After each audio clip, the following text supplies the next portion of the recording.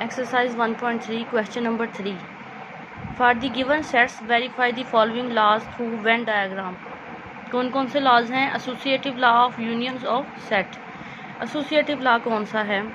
A union B union C is equal to A union B union C. पहले इन दो को bracket में रख लिया, सी को बाहर रखा, फिर ए को बाहर रख लिया, इन दोनों को ब्रैकेट में कर लिया और यूनियन का साइन लगा लिया. Associative law of intersection of sets. जहाँ जहाँ यूनियन है वहाँ वहाँ हम कर देंगे इंटरसेक्शन का साइन लगा देंगे, उल्टा यू. ठीक है. Intersection C, A intersection B intersection C. अब आती है बात distributive law of union over intersection of sets. Distributive law of union over intersection. Over के बाद क्या वर्ड आ रहा है? इंटरसेक्शन का.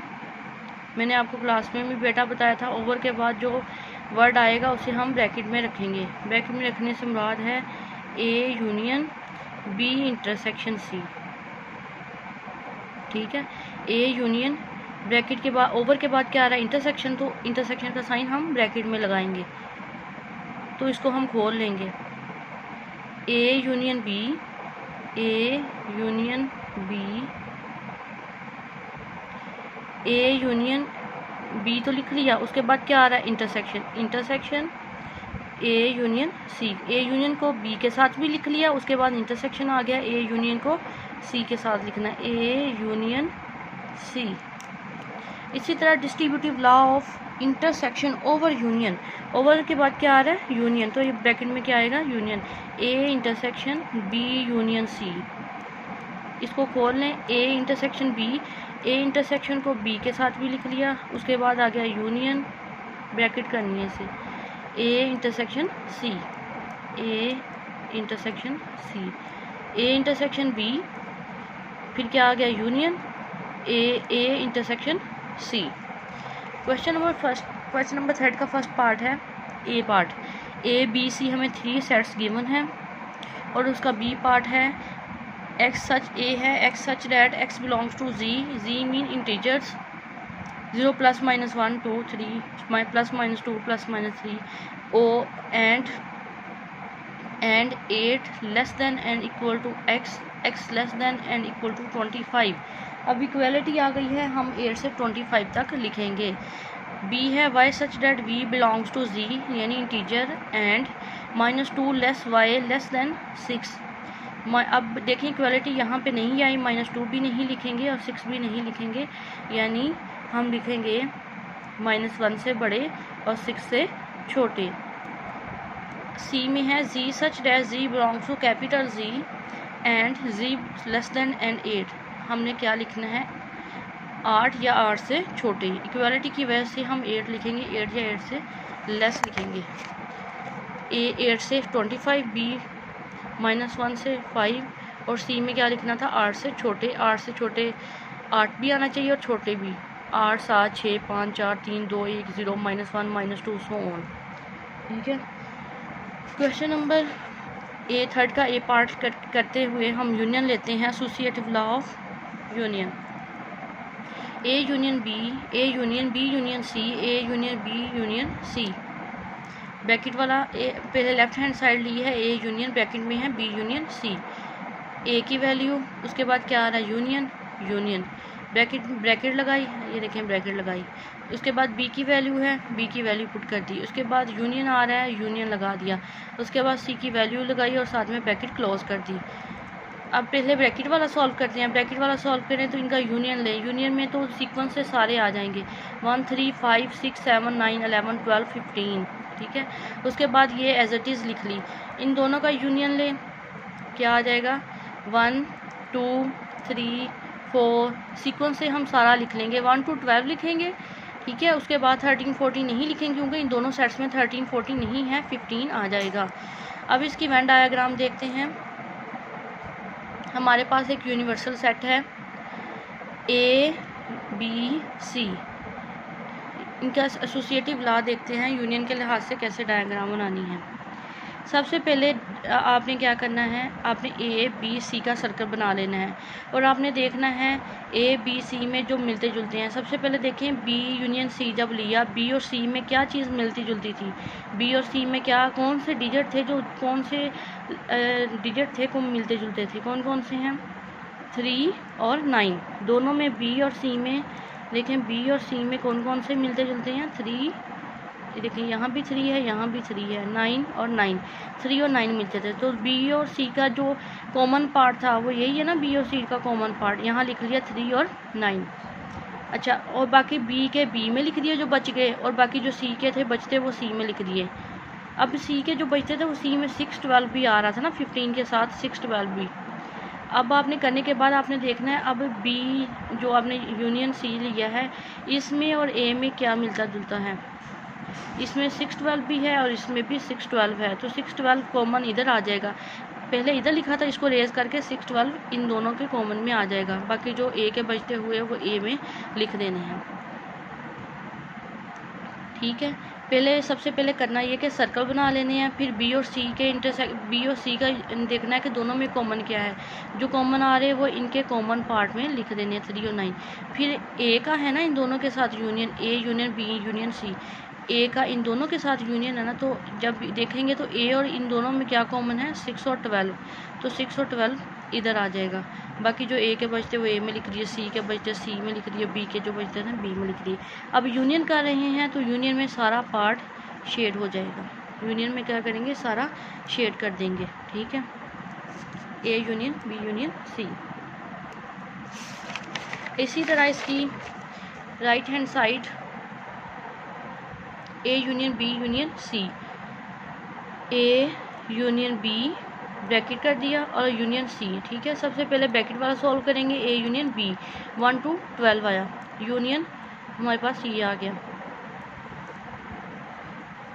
ए यूनियन बी में क्या चीज़ कॉमन है, ए में बी में क्या चीज़ कॉमन है, क्या क्या चीज़ कॉमन है, कुछ भी कॉमन नहीं है। तो ए यूनियन बी में ये ए का पूरा है और ये बी का पूरा है, ए और बी के यूनियन में कुछ भी कॉमन नहीं है, तो इसलिए इस वाले हिस्से में हमने कुछ भी नहीं लिखा क्योंकि कुछ भी कॉमन नहीं है। ए यूनियन बी में कुछ भी कॉमन नहीं है, इसलिए कॉमन पार्ट में कुछ भी नहीं लिखा, ये आ गया। उसके बाद इसका सी से यूनियन लेना है, तो देखें इनमें क्या चीज़ कॉमन आ रही है, बी के बी में लिख दें, सी सबसे पहले इसमें भी ऐसा करना है, बी के बी में लिख देना है, जो कॉमन आ रहे हैं वो इधर लिख देने हैं, ए के ए में लिख देना है, जो कॉमन आ रहे हैं वो इधर लिख देने हैं। और शेडिंग तो सारा यही आंसर लेफ्ट हैंड साइड का, यही राइट हैंड साइड का, तो इस तरह आपने सारे को शेड कर देना है। डायग्राम वही जो लेफ्ट हैंड साइड की पीछे आपको बताई है। तो प्रूव हो गया कि A union bracket B union C bracket close is equal to A union B union C, verify हो गया कि ये दोनों इक्वल हैं। इसी तरह हम इसी क्वेश्चन को लेकर इसका इंटरसेक्शन देखते हैं, A intersection B intersection C, A intersection B intersection सी।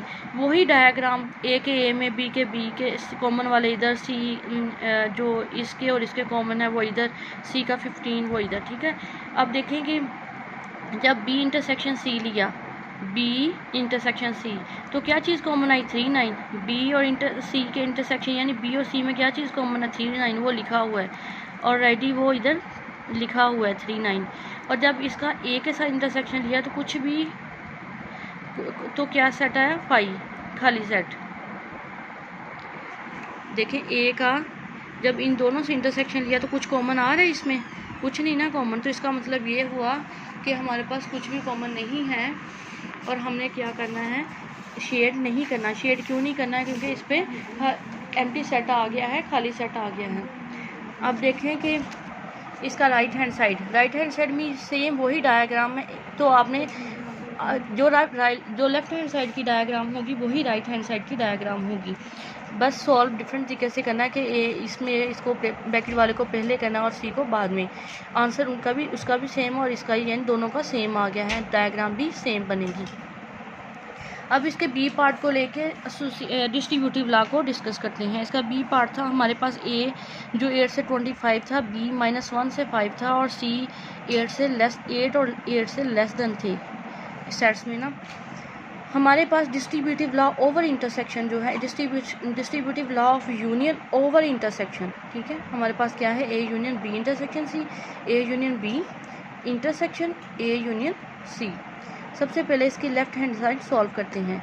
सबसे पहले ब्रैकेट वाला सॉल्व किया, B intersection C. B intersection C में क्या चीज़ कॉमन है, -1 0, देखिए -1 इसमें भी है, -1 इसमें भी है, 0 दोनों में है, 1 भी दोनों में है, 2 सो ऑन 5। यहाँ 8 तक है, 8 तो हम नहीं लेंगे, जो दोनों में कॉमन है वो लेंगे, 5 तक लेंगे। लेने के बाद इन दोनों का यूनियन लेंगे। यूनियन में हम तरतीब से 25 तक लिख देंगे।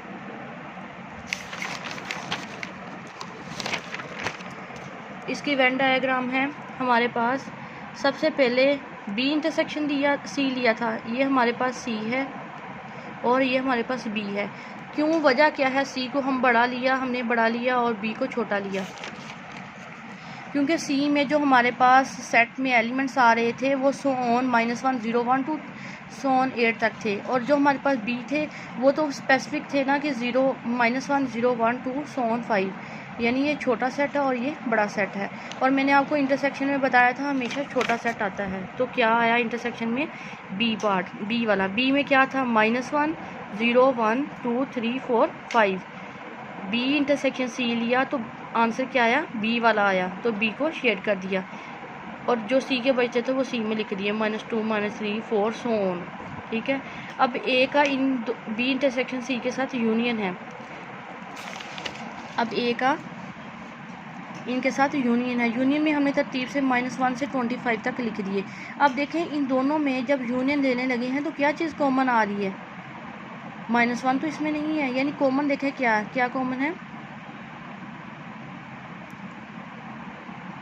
ए सबसे पहले देखें 8, ए में बी में सी में क्या चीज़ कॉमन है,